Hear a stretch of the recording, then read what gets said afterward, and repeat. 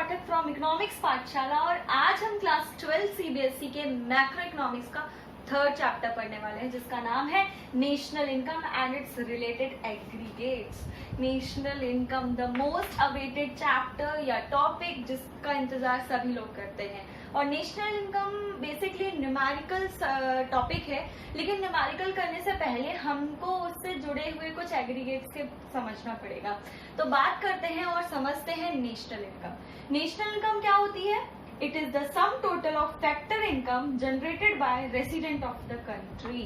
किसी भी कंट्री के जो रेसिडेंट्स होते हैं या नॉर्मल रेसिडेंट्स कहा जाएगा, मतलब उस कंट्री के देशवासी, तो वो देशवासी अगर साल भर में कोई फैक्टर इनकम जनरेट करते हैं, दैट फैक्टर इनकम का टोटल सम हमारे लिए क्या कहलाएगा? National income. यहाँ पे इंपॉर्टेंट क्या है? Factor income and another thing is resident. Factor income क्या होती है? फैक्टर इनकम वो इनकम होती है जिसके बदले हमने कोई अपनी सर्विसेज दी हुई होती है, ठीक है। और रेसिडेंट मतलब बेशक वो देश के अंदर रह रहा हो या देश के बाहर रह रहा हो, लेकिन अगर वो काम देश के लिए कर रहा हो, देश की इनकम जनरेट कर रहा हो, तो वो नेशनल इनकम के अंदर इंक्लूड की जाएगी। बात करते हैं हम लोग डोमेस्टिक इनकम की, तो it is the sum total of factor income generated with in the domestic territory. देखिए बच्चों, नेशनल इनकम और डोमेस्टिक इनकम लगभग सेम है, but the main difference is that कि यहाँ पे हम बाहर की गई जनरेट इनकम भी इंक्लूड करते हैं, बट यहाँ पे हम टोटल सम लेते हैं फैक्टर इनकम का जो कि डोमेस्टिक टेरिटरी के अंदर ही जनरेट की गई हो। अब जो हमारे सामने सवाल खड़ा होता है वो होता है कि डोमेस्टिक टेरिटरी आप कैसे समझेंगे कि डोमेस्टिक टेरिटरी कौन सी है हमारी? तो पहले इसकी डेफिनेशन को पढ़ेंगे और उसके बाद इसके कॉन्सेप्ट को समझेंगे। It is the geographical territory administered by a government with in which person, goods and capital circulate freely. मतलब क्या है? एक ऐसा ज्योग्राफिकल टेरिटरी जिसको एक सिंगल गवर्नमेंट गवर्न कर रही हो या एडमिनिस्ट्रेट कर रही हो, और सबसे बड़ी बात कि पर्सन, गुड्स एंड कैपिटल कुछ भी उस पर्टिकुलर एरिया में फ्रीली सर्कुलेट हो सके, फ्रीली ट्रांसफर हो सके। जैसे मैं अगर गुजरात जाऊं, जम्मू कश्मीर जाऊं या किसी भी स्टेट में जाऊं अपने इंडिया के, तो मैं इजीली अपना सर्कुलेट या ट्रांसफर हो सकती हूँ, या सामान हमारा इजीली सर्कुलेट ट्रांसफर हो सकता है। मुझसे कोई वीजा, मुझसे कोई पासपोर्ट नहीं मांगेगा, है ना। तो जिस ज्योग्राफिकल कंडीशन के अंदर आप इजीली सर्कुलेट कर जाओ, आपके गुड्स इजीली सर्कुलेट करें, आपकी कैपिटल इजीली सर्कुलेट करें, that complete territory is known as domestic territory. अब हमें क्या समझना है? समझना है normal resident of a country. आप इसको नॉर्मल रेसिडेंट कहेंगे या देशवासी कहेंगे? तो पहले इसकी डेफिनेशन, अ पर्सन और an institution resides in a country and whose economic interest lies in that country। मतलब एक कोई संस्थान या कोई एक पर्सन जिस देश में रह रहा है उस देश का वो नॉर्मल रेसिडेंट कहलाएगा। दूसरी चीज, उसका इकोनॉमिक इंटरेस्ट मतलब उसका कमाना, उसका कुछ भी काम करना उस देश के लिए इकोनॉमिक हो, उस देश के भले के लिए हो, तो वो उस देश का नॉर्मल रेसिडेंट कहलाया जाएगा। हु कैन बी, अगर कोई भारत का रेसिडेंट अभी नहीं है और बनना चाहता है, या हम कहीं और का नॉर्मल रेसिडेंट कहलवाना चाहते हैं, तो हमें क्या करना पड़ेगा? Should stay more than a year in a country, मतलब मुझे किसी देश में 1 साल से ज्यादा रहना पड़ेगा और कंटिन्यू रहना पड़ेगा, चेंज नहीं होना चाहिए। दूसरी चीज, interest of staying should be economic, मतलब वहां पे रहने का जो मेन उद्देश्य है ना वो इकोनॉमिक होना चाहिए। उसमें जो भी हम लोग अपना प्रोडक्शन करेंगे, जो भी चीज करेंगे, वो उस कंट्री के भले के लिए होना चाहिए। दूसरी बात, यहाँ पे बहुत से लोग कंफ्यूज होंगे कि मैम हमने तो सुना था कि 5 साल के लिए अगर हम रहते हैं तो हमें उस कंट्री की सिटीजनशिप मिल जाती है।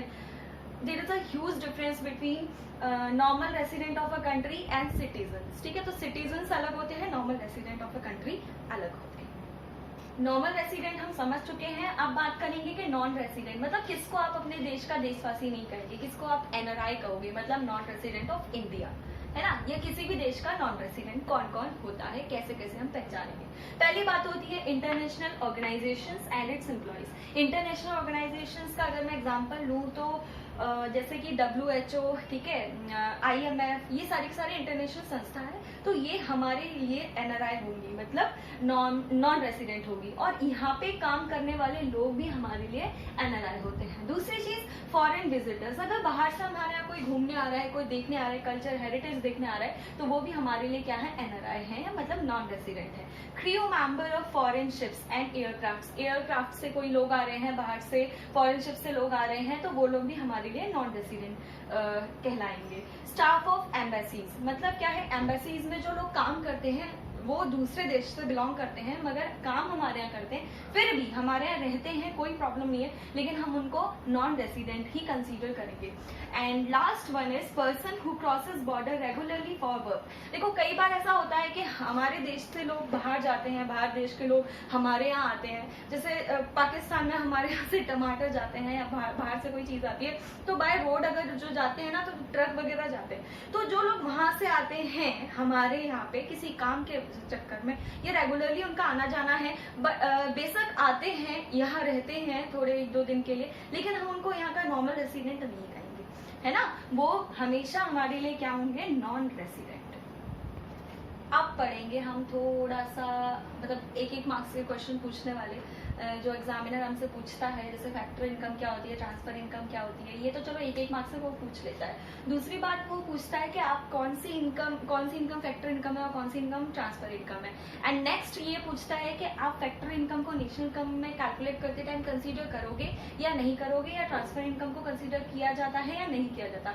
तो समझते हैं इसका concept. Factor income, it is the reward made to the factors of production, मतलब जो भी फैक्टर्स प्रोडक्शन में हेल्प करते हैं ना, उनके बदले हम उनको रिवॉर्ड्स दे रहे हैं। जैसे मैं किसी कंपनी में काम करती हूँ, 8 घंटे काम कर रही हूँ और उसके बदले मुझे सैलरी मिल रही है, तो वो सैलरी मेरे को रिवॉर्ड की तरह मिल रही है, because I am a factor of their production. तो जो रिवॉर्ड मुझे मिल रहा है ना, वो मेरे लिए क्या कहलाएगा, फैक्टर इनकम। अब बात करेंगे हम लोग अपने ट्रांसफर इनकम की, तो it is a unilateral payment. Unilateral का मतलब होता है एक तरफा, है ना, तो it is a unilateral payment received without any corresponding goods and services.